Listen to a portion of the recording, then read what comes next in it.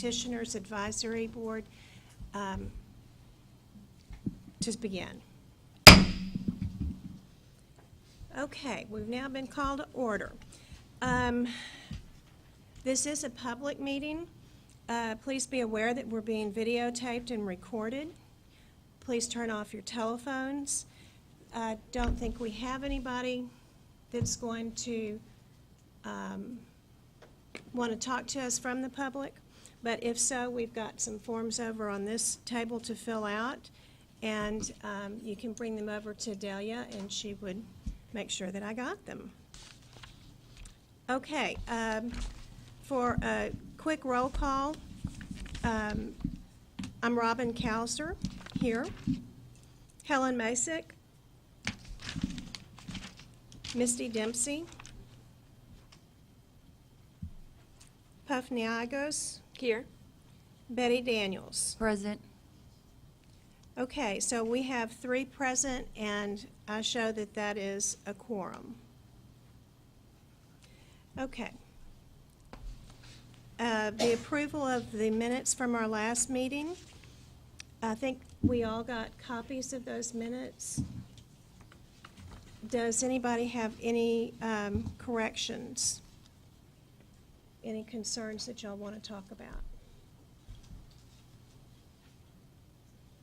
Okay, then I would make a motion, or would ask someone to make a motion to approve the minutes. I make the motion to approve the minutes for the meeting held on August the 8th, 2017. Thank you, and would you state your name, please? This is Latricia Nigos. Thank you. Thank you. And do I have a second? I second it. This is Betty Daniels. Okay, we need to vote. All those in favor of accepting the minutes, say aye. Aye. Aye. Okay. Then the minutes are approved. Okay, we don't have any public comments, do we? All right, great. Well, then we'll start moving down the agenda to the Agenda E, and that's the staff reports. So number 1 would be the licensing division.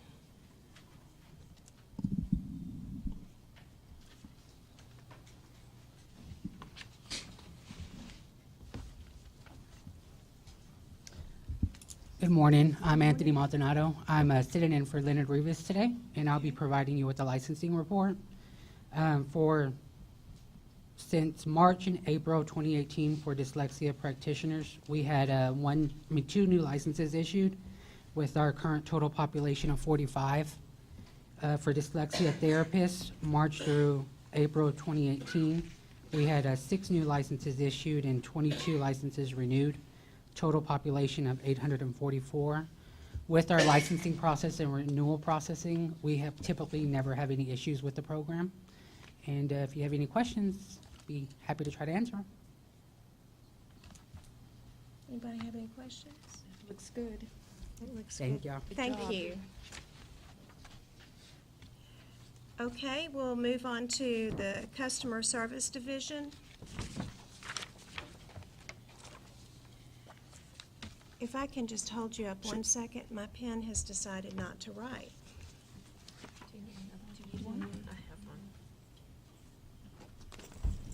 Oh, thank you. Thank you very much. I'm good. Okay, I'm set, ready to take notes. Good morning, board members. My name is Trey Seals. I'm the director of the Customer Service Division, and we are here today to do a brief introduction. I believe we've spoken before, but that was in another context. For the record, for this meeting, we'll be doing an introduction on our division. So we have 50 hardworking customer service representatives in our division. We are a team broken down into several roles, and mostly what we are there to do is to help with customers understanding the procedures. We act as guides. We relate information to the internal divisions and then back to customers. We make sure that customers' questions are answered as quickly as we can. With that 50 people, we have approximately 400 emails per day and 2,000 phone calls per day. In the last fiscal year, we had over about 500,000 contacts, and that's including emails and phone calls. And it looks to be on track to exceed that this year with the addition of the new programs. So we're very busy, to say the least. As we like to say, we're the duck on the water, and beneath the surface, we're kicking furiously. Mondays are our busiest day, but we do take phone calls Monday to Friday from 7 a.m. to 6 p.m. We also help our customers at the front desk who walk into our lobby for assistance at the EOT building, the E.O. Thompson building downtown. And we also answer phone calls in various languages. So we have English, Spanish, Vietnamese, also Korean speaker and Chinese speaker at this time. So we're very, very busy division. It was decided at the beginning of the year that it was time for customer service to tell our part of the story. We've been here all along and have watched the growth and the change in the agency and have been excited about that and have done a lot to contribute to that success. And we were excited to get a chance to tell that story. So to talk a little bit about statistics, the dyslexia program, for the most part, is around 60 to 70 calls per month. It is 70 calls and emails per month. It is seasonal, so we do notice that as we move into graduation season that contacts have increased a little bit. But as I said, we are there as messengers and guides, so any questions that we need assistance, we will forward or get with our licensing or our regulatory program management or whomever we need to reach out to get that information to that customer. I'm happy to entertain any questions if you have them. I have a quick question. This is Latricia Nigos. My question is, within your large number of employees that do customer service, do you break them down into those who are more versed in our license, or does everybody have kind of the same knowledge about our license? Great question. So previously to the addition of the 13 programs, everyone answered every type of call.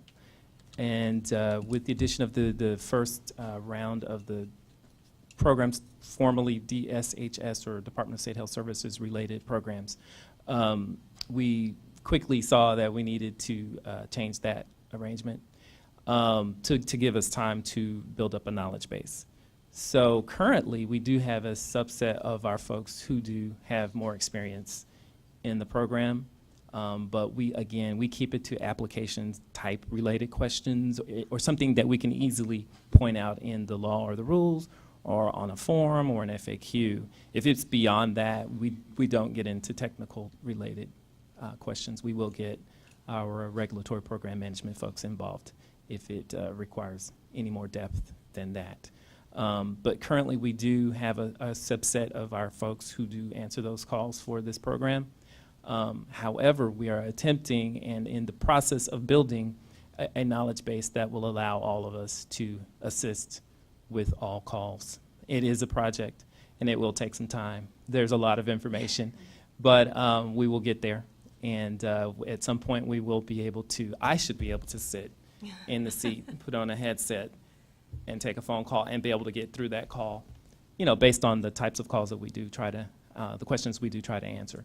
And of course, if it's beyond our area of expertise, we will get it directly to someone that can help, or get the information from the person who has that subject matter expertise and relate it back to the customer. Okay, I have a follow-up question to that. Do you keep statistics on the subject matter of the calls and emails that come through? We do have a record-keeping system. We do keep certain recordings. We do have a time limit on the number of recordings we retain. We do our best to look through those to see what are the common questions to develop our knowledge base for the types of questions an agent might expect that they should be able to answer. And again, if it's something they shouldn't, then we won't. We'll say see RPM. Perfect. Yeah. All right, thank you. My pleasure. We're good? Good. Thank you. Thank you. All right, next up, we have regulatory program management. Oh, skip enforcement? He was customer Did I skip enforcement? Well, I'm sorry. Enforcement, please.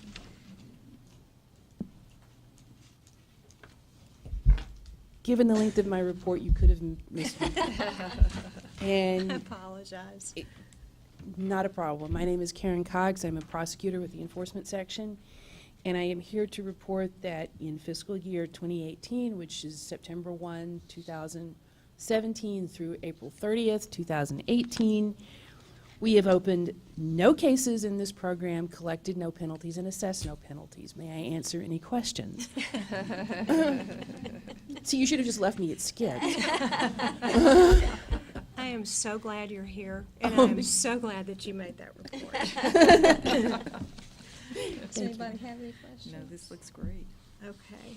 Thank you all for very your- much.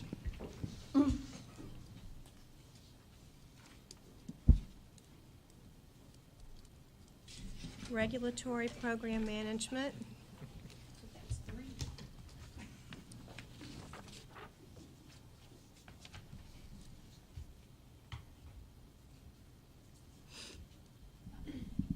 I'm Yvonne Feinleib with Regulatory Program Management, and I am Heather Muir, also with Regulatory Program Management.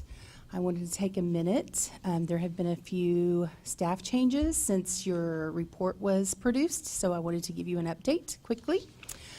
As you are aware, Yvonne Feinleib sent an email to your advisory board members letting them know that she has accepted a position. She, on June 1st, became the section manager for the Building and Mechanical Group in Regulatory Program Management. We will miss her greatly.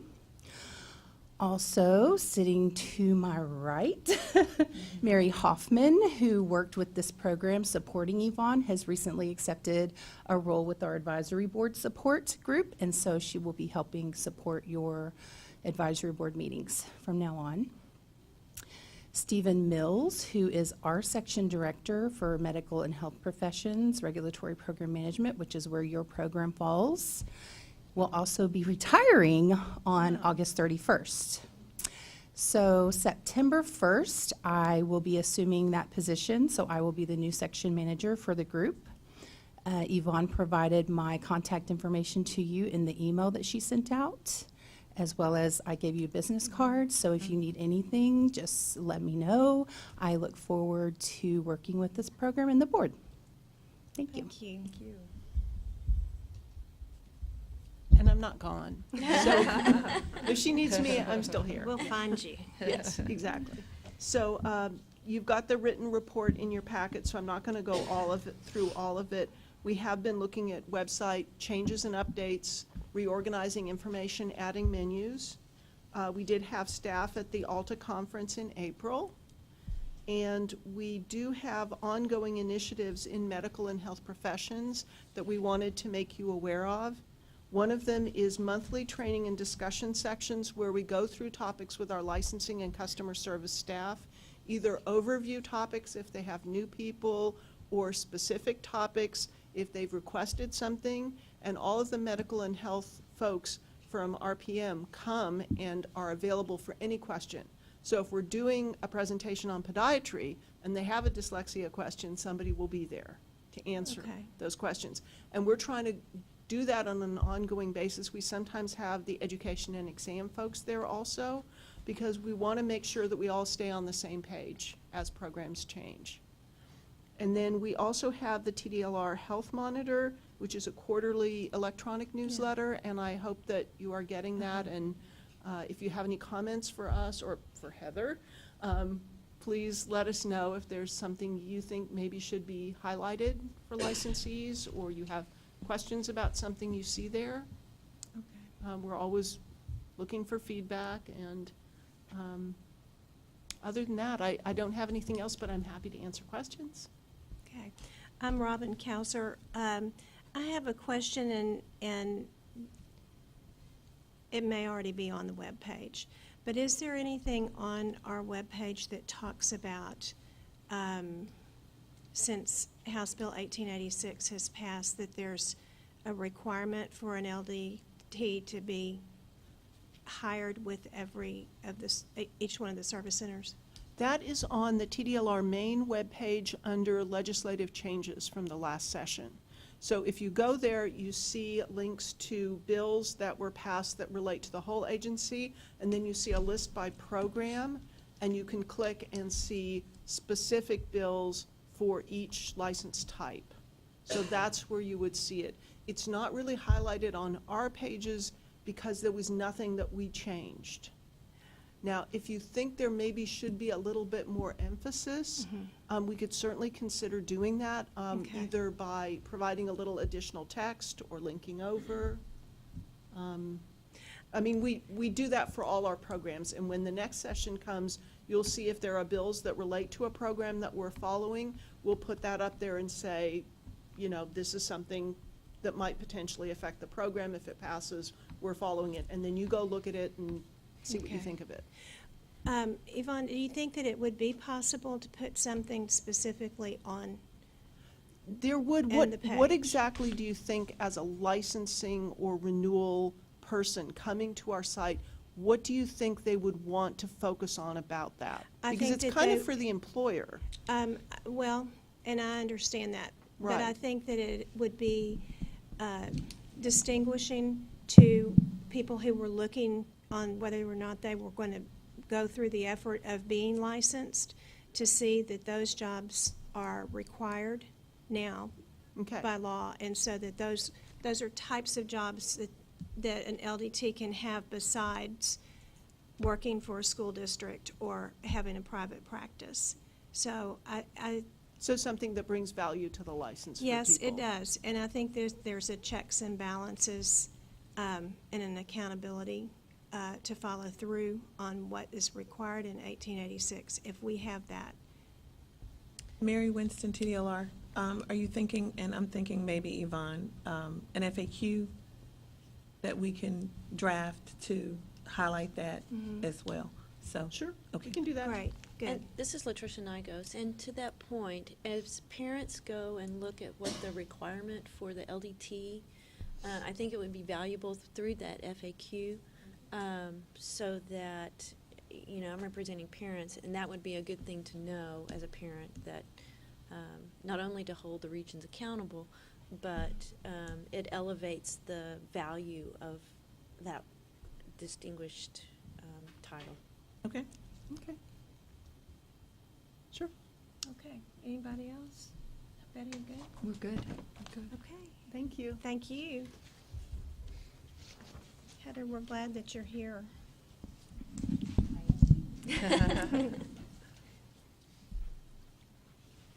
Okay, we're ready for executive office. Good morning, members. Carla James, TDLR. A couple things. Did want to express our pleasure at some of the movements of the ladies coming from the health section into other areas of RPM, but wanted to let you know that you'll still receive the same level of service, as will all of our licensees from that area. Yes. As Heather said, Mary's moved over to this advisory board, and she'll be obviously representing some of the other advisory boards, but Mary is your contact now for the agency. We're excited to have her over here. Real quickly, wanted to bring you up to speed on our strategic plan, this beautiful document you have before you. It is beautiful. Not sure if you're familiar with the process. All state agencies are required to go through a strategic planning process once every 2 years. I have been at a number of other agencies, and it's done quite differently than it is done here. We take a very active approach and go out to different regions of the state and have basically town hall meetings with our licensees. We had over 8,000 comments as part of that process this year, and then our staff brings all of those home and disseminates them into what we call buckets, things that would require legislative change, things that could be done by rule, and then things that just make sense to do. Let's do it quickly, you know, updating a website, changing a form, what have you.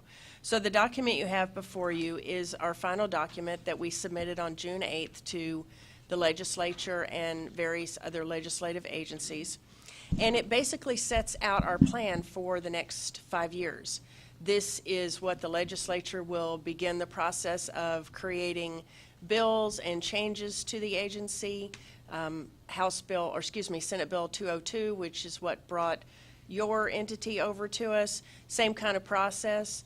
We go through and tell the legislature what we've been working on, how we've implemented some of their changes for the agency, and then we outline some of the changes that we saw patterns for as part of our strategic planning process. So what you'll find in this document is, I believe, 26 recommendations to the legislature to modify and update statutory provisions that would allow us to do things simpler, faster for our licensees, maybe get rid of some old language, and I think there is at least one deregulation requested in this document.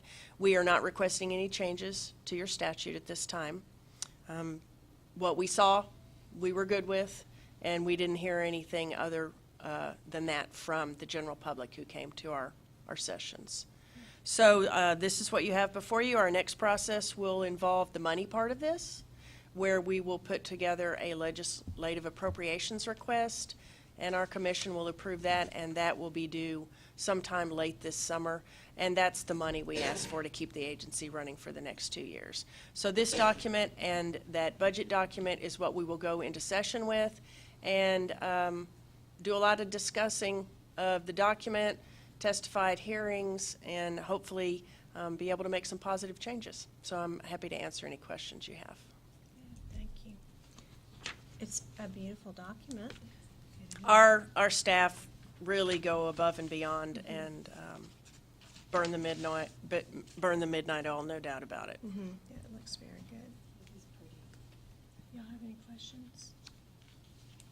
So you don't, Robin Kauser, you all do this is good through 2023? Well, it's the plan through 2023, but agencies are required to do this every 2 years. Okay. So what we'll do 2 years from now is come back and say, okay, is this still the plan for the next 5 years? A lot can change in 2 years. I mean, obviously, from a budget perspective and our business, Hurricane Harvey had a huge impact on the entire state and a lot of our licensees, over a third of our licensees. So those kinds of acts of God or things that have such a dramatic impact on the entire state can change the strategic plan for any state agency. Mm-hmm. So it's done every 2 years in hopes that you can plan 5 years ahead. Okay, thank you, Carla. Thank you. Okay, item F on the agenda is the discussion of the 85th legislative session bills.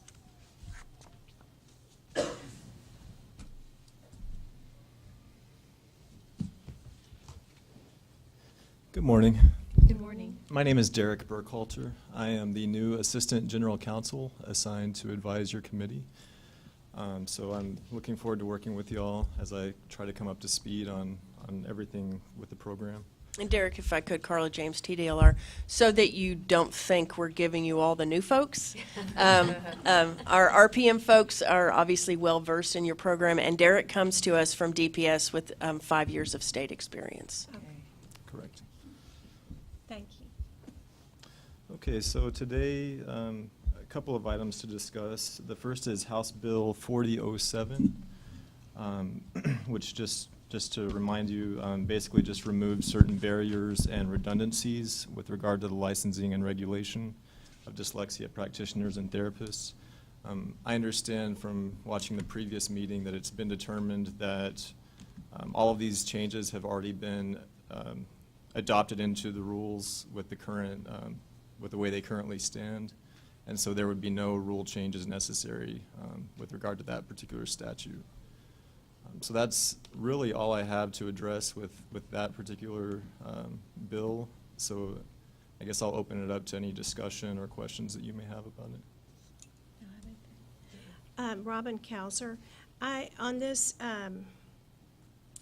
4007, I just noticed that in this language that it strikes out that you all will be consulting with the advisory boards.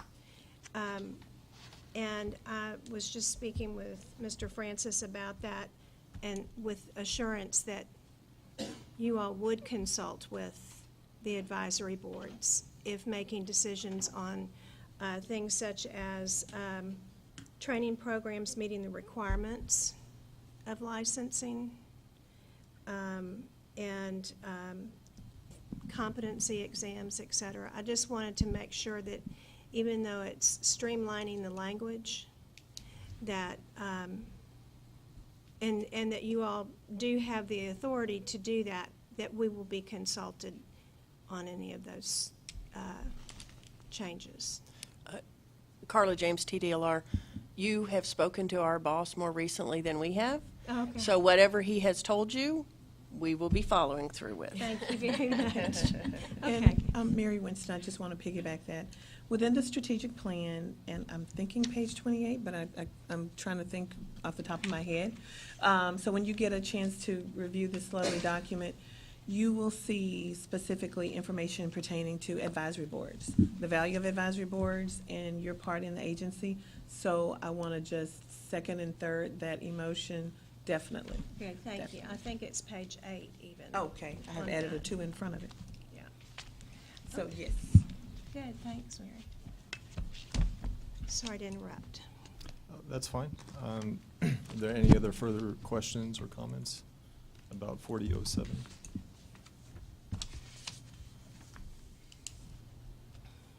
Okay, so moving on to House Bill 1886. Just to review a little bit, the important provisions that I saw when I scanned through this bill. First of all, it requires screening or testing for dyslexia at the end of the school year of each student in kindergarten and each student in first grade. Secondly, it requires each regional education service center to employ a licensed dyslexia therapist to provide support and resources to the school districts in their region. And third, it requires the Texas Education Agency to annually develop a list of training opportunities that enable educators to understand and recognize dyslexia and implement certain evidence-based instruction. And at least one of these training opportunities are required to be made available online. So looking at those provisions, nothing really immediately jumped out at me as something that would affect licensing and regulation of our licensees. But you know, I don't know if we need to have a work group look over that and determine if there is anything that would need to be changed. The only thing I would add is that this past week, the State Board of Education adopted new rules to implement 1886 on their part. And just to generally describe those changes, they clarify requirements for screening of students. They extend the requirements of school districts to also apply to open enrollment charter schools. And it also addresses information that must be provided to parents or to students who are above the age of 18. And so again, none of those really jump out to me as something that would affect licensing, but it may be something that we need to look at closer and have it more formally evaluated to see if any action would be required on our part to respond to those changes. Additionally, the State Board of Education is in the process of modifying its dyslexia handbook. And so my understanding is they have not yet adopted those changes, but they're still working on those. And so that may also be something that we would want to look at and maybe place on the agenda for a future meeting. So I'll go ahead and open it up to any comments, questions, or anything regarding that.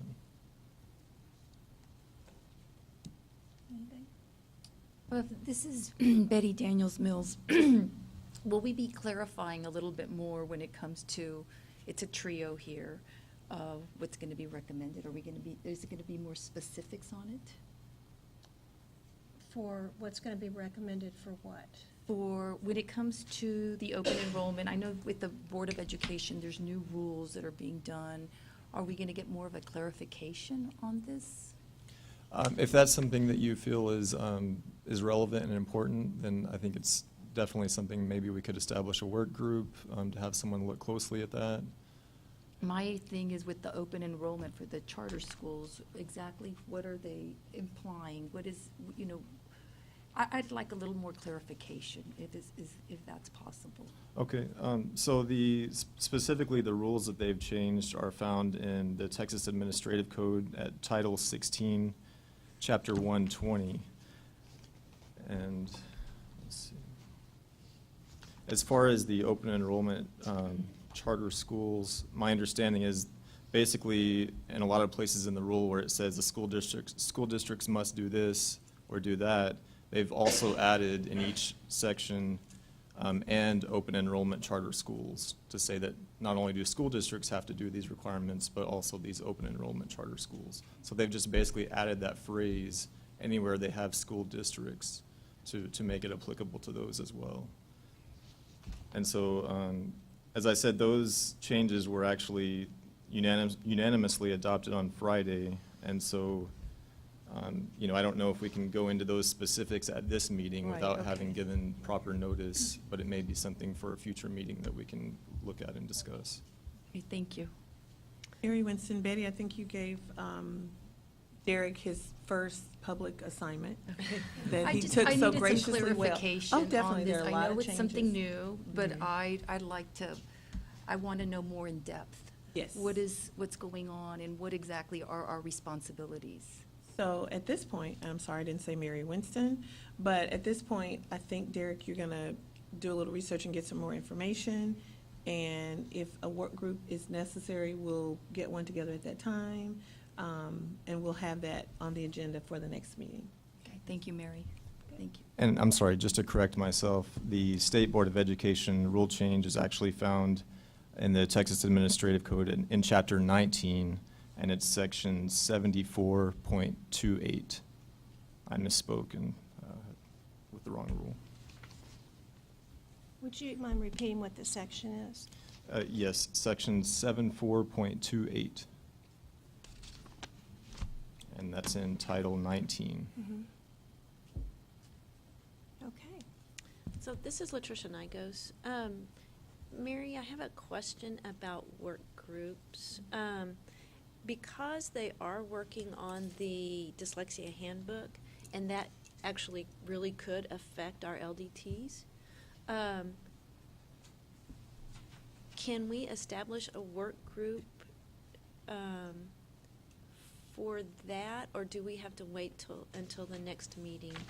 Actually, I think that that work group's already established. Okay. This would just be something additionally that work group would look into. So we don't have to establish, and this, of course, is as per our presiding officer's wishes, because she did appoint the work groups.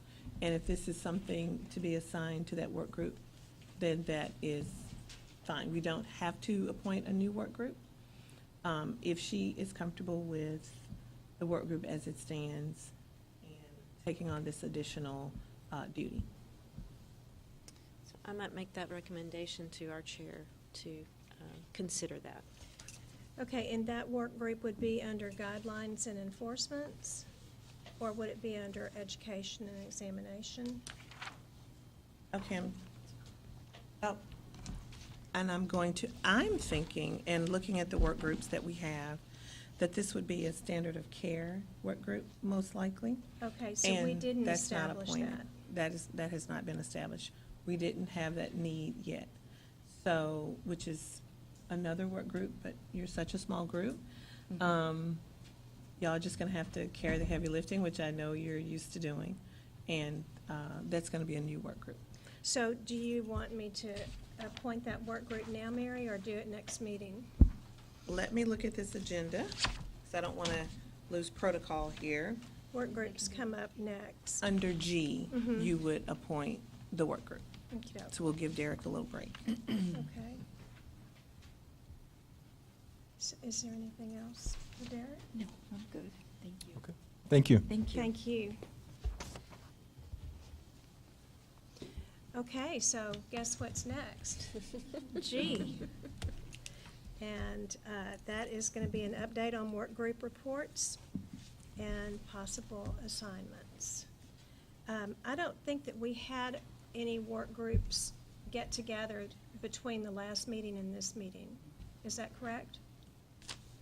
That is correct. Okay.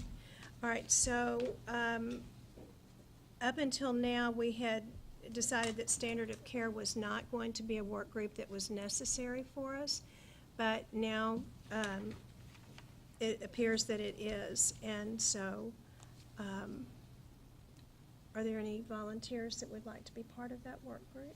Okay. Betty? And Latricia Nigos, I'll help also. Okay. Is 2 plenty? Okay, so it would be Betty, Daniels Mills, and Latricia Nigos, who will be assigned to that work group. And do we have someone from TDLR who will work with us on that? Yes, So- for sorry, this, is it Latricia would Nigos. be likely someone from, I see Heather nodding her head. Heather, So, okay, great, thank you. I won't call her. Sometimes at TDLR, when we have someone who's been in a position and then the position goes to someone else, we'll call them the new Tony, the new whatever. So I won't call Heather the new Stephen. I'll just say Heather will contact you and make sure with the schedules and meet remotely as we do. Okay. And yes, that will be the RPM group, head by not the new Stephen, but Heather. Okay. Mary, I have a question for you. Since one of the members of the board has not appeared at any of our meetings, and she is assigned to the education and examination, what's the protocol for replacing This her is a- assignment? Thank you. This is, as you know, your appointment is by the chair of the commission with approval by the full commission. So this is something that we will go to him directly with. This is a volunteer position, so we graciously beg. But we want interested parties, and we have some great members. And so what we are trying to do currently is reach out to figure out if there is a problem, if someone's moved, but this is a conversation I will have with the chairman very soon. And we're already reaching out to try to figure out if something else needs to be posted, if that person cannot assume the duties. Okay. And am I correct that if we have anyone that we think might be a good fit, to tell Yes. them to go to TDLR website to do any kind of application online? Robin, that would be fantastic. Okay. Because it's in there. And when we do a search, we can pull it up by board, and we will see all new applications. And honestly, in other programs, we get applications all the time, even when there's not an opening. It just depends on what someone's interested in. So that would be fantastic for Okay. someone to just apply and have that in there. So sort of working in conjunction with us trying to figure out some things and talking to the chairman. Okay, perfect. And so just to follow up on the work group issue, for right now, we leave who's assigned to that work group We do as not is? have to, not at all. As presiding officer, you can change that up right now. Okay, I think I would feel more comfortable if we had someone else. So now Helen is out with health issues, but she'll be back. And so for education and examination, and this work group has not met, but I'm on that work group, and we need somebody else on that work group. Do either of you all want to do that, or do you want me to talk to Helen about it? I wouldn't mind, I'll help you. Okay, I'll volunteer. okay, Yes. thank you. Okay, so we're gonna put Betty on the work group for education and examination. Okay, Mary? Did you get that? Definitely, yes. Okay. All right, is there anything else on that, on work group reports? Okay, so now we need to go to recommendations for the agenda for the next committee meeting. And I think that we talked about revisiting, well, there's so much going on. There's the handbook, and there's how 1886 is going to shake out. Both of those can go on the agenda. Is there anything else that we said that we wanted to address? Would that, the possibility of speaking about the other member be somebody that, or something that we'd want to put on the agenda? Yes, sorry. Definitely, I think Derek has some more information. We'll have some more information at that time. And the work group has been appointed, so if we can get a meeting before the next advisory board meeting, we would have a report on, from that work group. Okay. Do you all have anything else No, that you want? We'll be. Derek this is- Burkhalter. Okay. I would just add to that list of subjects the actual changes that the State Board of Education made to their administrative rules, I think would be something we'd want to discuss as well. Okay.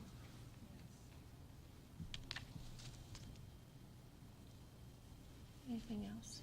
That's what I was gonna add. just Okay, so I good. could get some feedback. I know I wanted some more details on it. Absolutely. Thank you.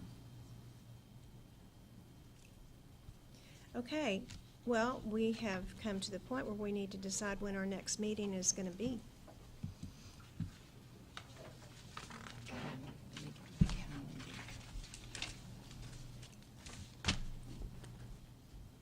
Mary, you all know y'all's schedules. Yes, I hear paper shuffling right now. I need to get my calendar here.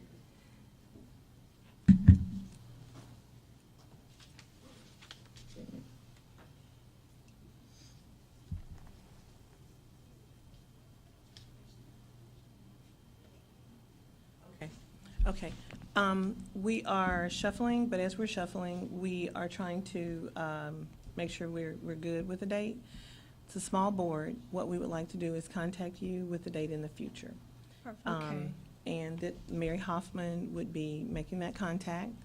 And are there any dates or any seasons or any school things or sometimes that would not work?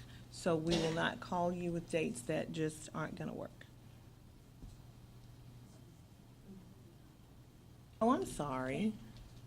Delia will be contacting. She's training Mary, and she's sitting here, and so I'm saying Mary. But Delia will be contacting. So is it, we're in June, and I don't think we're going to have a meeting before August. So, but that's putting us when school starts. Is there, so those dates in August, do you want to maybe push that to early September to get everyone in the school district?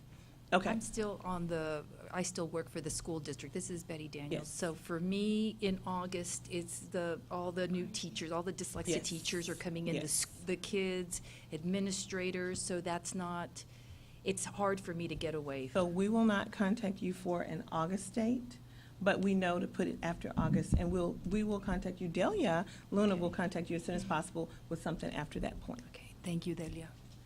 Is that okay with y'all? Yeah, sure. Something just popped up. Okay.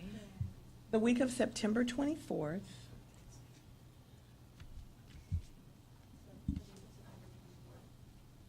For is it Mondays that we like, or? For me, it's good Okay. because that way You're I coming away. it's easier to get away from work. Yes, okay. Does that sound like a good date? Looks like we're, It sounds good. Okay, okay. good job, okay. So Good. same time at 10 For you? o'clock? All right. All right, so we have the next meeting scheduled for Monday, September 24th at 10 o'clock. Is there any other business? Okay, then, there's a little bit of a glare, but I think that it is 10:50, and I think that this meeting is adjourned.